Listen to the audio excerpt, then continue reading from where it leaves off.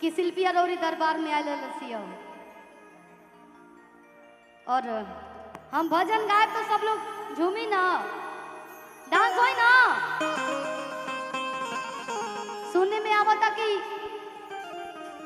4 चक्का वाला गाड़ी के सबके डिमांड बा। आवाज में क्या बस सही बा। चलिए एगो भगवान भोलेनाथ जी के प्योर भजन हम गाई, ओकरा बाद से डांस रही और वो डांस तब तक ना रुकी जब तक हम गावत रहो, तब ले डांस चलत रही चाहिए, है ना। चलिए आज हमने के बस्ती में पहली बार भगवान मधेश्वर नाथ जी के दरबार में आवे के मौका मिलल और इतना सुंदर सुंदर लोग, इतना भीड़ बा कि हम अपने आप में फूली नहीं की समाज की का कहीं। और हमारे गुड्डू बाबा, इनका भी बहुत आई बाबा के सौजन्य से एजा हमरा आवे के मौका मिलल, आशीर्वाद बनल रहे। कल्लू भैया के जितना प्रोग्राम होला सब ये के देखे नहीं, और आज हमरों के रहुआ अपना लिस्ट में शामिल करनी, बहुत बहुत धन्यवाद।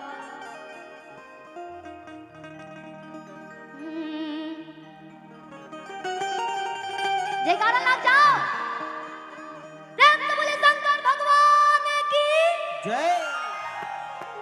ना सब लोग भोजन कैला ना कि भूखा रहे के बा, भूखे जल चढ़ावे के बा ना ना। पूरी सब्जी हलवा खीर के भी व्यवस्था बा, दाल चावल के भी, और हम प्रसाद ग्रहण कैनी है, यही से हमारा सब याद बाटे। तो मस्ती में झूमे के बा कैसे। एगो भगवान भोलेनाथ जी के दरबार में गए बने, अब भक्त कहत रहे कोना भाव में, अरे पहाड़वा पे पहाड़वा पे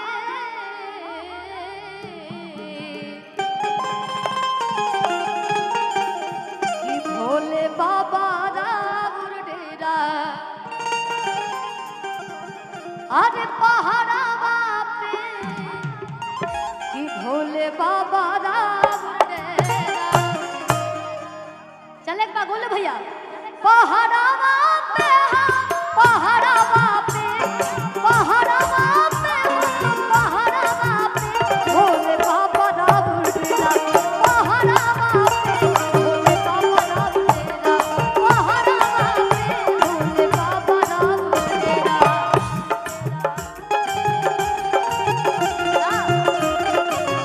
ए हो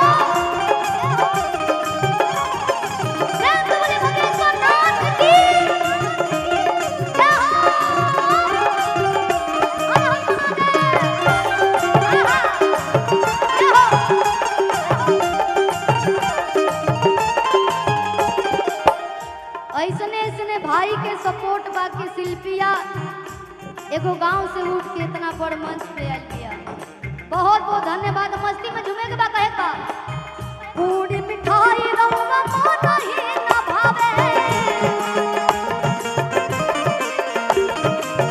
पूरी मिठाई रउआ मन ही न भावे,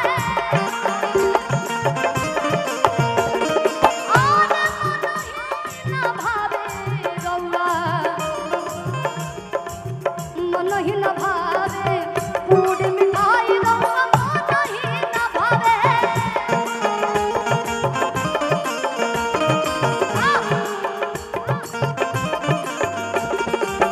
जानत नहीं अड़भंगिया के का चाही,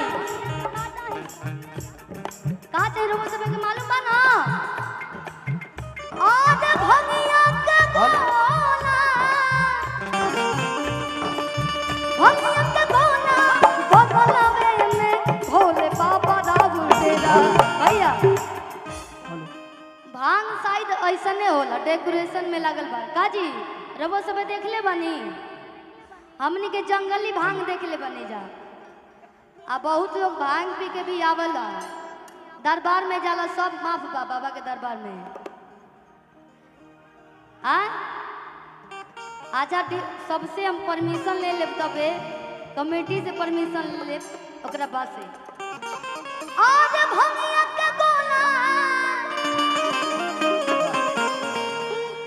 बगलवे में कि भोले बाबा राम डेरा पहरा बाबे, भोले बाबा राम डेरा पहरा बाबे, भोले बाबा राम डेरा।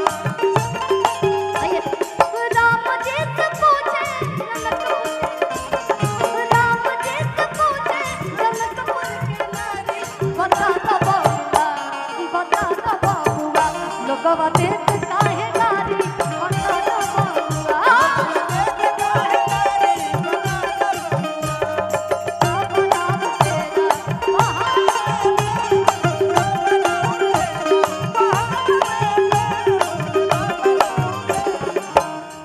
गाड़ी में अनेक प्रकार के गाड़ी बड़ी सब। एगो बुलेट पर जीजा गई रही यार, बुलेट से लेके सफारी, अर्टिका, मर्सिडीज, अभी लेजेंडर बा, फॉर्च्यूनर बा, अनेक गाड़ी बड़ी सब। लेकिन वो सब रउआ के पसंद नहीं थे। रउआ ऐसा इंसान बनी कि रउआ ये सब के फैने नहीं थे, माने ललके नहीं थे। भक्त कहत रहे हाथिया घोड़ा दौड़ा माना ही ना भावे,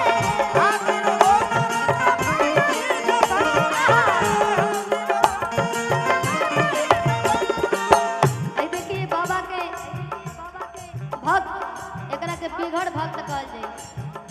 ई और भंगी से कम नहीं खे।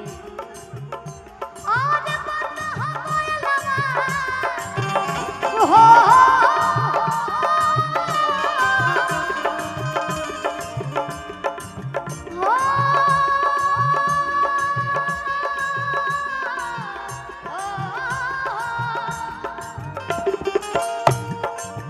हाथिया घोड़ा रउआ माना ही ना भावे,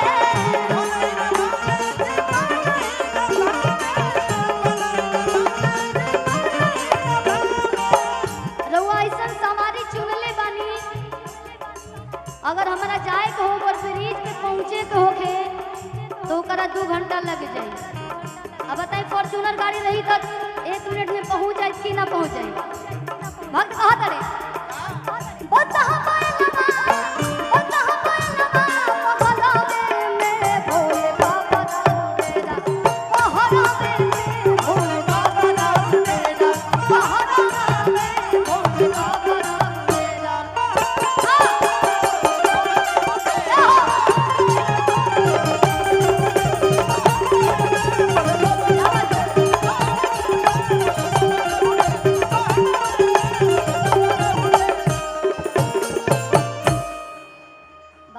भाई गाते तन ताली बजा दे सभे वाह। लेकिन पीछे के लोग जोन बा हमारा बुझाता कि नींद नहीं खे ना बा, सूते के नहीं खे। कहाँ से कि बाबा के दरबार में बा सब लोग, और रहुआ साथे साथे हमू हाजिरी लगावत नहीं।